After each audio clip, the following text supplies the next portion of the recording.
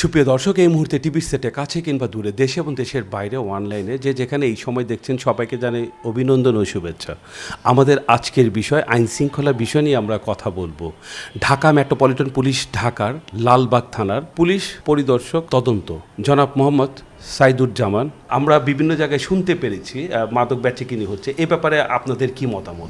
ধন্যবাদ আপনাকে। আপনারা জানেন যে মাননীয় প্রধানমন্ত্রী নির্দেশনা যে দেশ এবং মাদক মুক্ত হবে, সেই স্লোগানকে কেন্দ্র করে আমার মাননীয় আইজিপি স্যার, ডিএমপি কমিশনার মহোদয় এবং আমাদের ডিসি লালবাগ মহোদয় নির্দেশনাক্রমে এবং তাদের সার্বিক তত্ত্বাবধানে আমরা লালবাগ এলাকায় সার্বক্ষণিক অভিযান পরিচালনা করে থাকি এবং প্রতিদিনই প্রায় নির্দিষ্ট সংখ্যক কিছু আসামি আমরা বিজ্ঞ আদালতে প্রেরণ করে থাকি। আপনি জেনে খুশি হবেন যে গত 8/8/2026 তারিখে আমরা লালবাগ থানাধীন জগন্নাথ সাহা বা জেএন সাহা রোডে অভিযান পরিচালনা করি এবং অভিযান পরিচালনা করে সাজিদ খান এবং সাদ্দাম হোসেন নামে দুজনকে 35 পিস ইয়াবা ট্যাবলেট এবং 22 রাউন্ড শটগানের তাজা গুলি বা কার্তুজ সহ আমরা তাদের গ্রেপ্তার করি এবং গ্রেপ্তারের পরে লালবাগ থানায় নিয়মিত মামলা আমরা রুজু করি এবং আমাদের এই কার্যক্রম সার্বক্ষণ অব্যাহত থাকবে।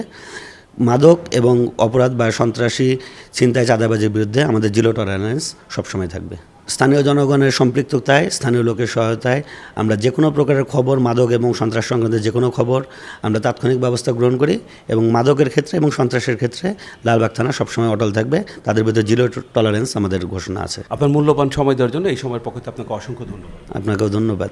যেটা আমাদের এলাকার যেটা মেন সমস্যা হলো মাদক, আর যেটা কিশোর গ্যাং বলে, যে এখানে প্রত্যেকটা রাত্রে 12টার পরে দেখা যায় ওই মোচরটায় বা এই আছে প্রত্যেকটা গলিতে মেন রোডে যে পোলাপানের একটা আস্থা হয়ে রয়েছে।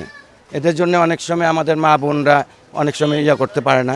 দেশ থেকে যদি মাদক মুক্ত না করতে পারে তাহলে তো দেশের মঙ্গল হবে না। আমাদের এলাকা মাদকে ভরা, যদি মাদকের ডিলার আরও বাড়াইয়ে দেয় তাহলে তো আর হবে না, এতে আমাদের ক্ষতি হবে।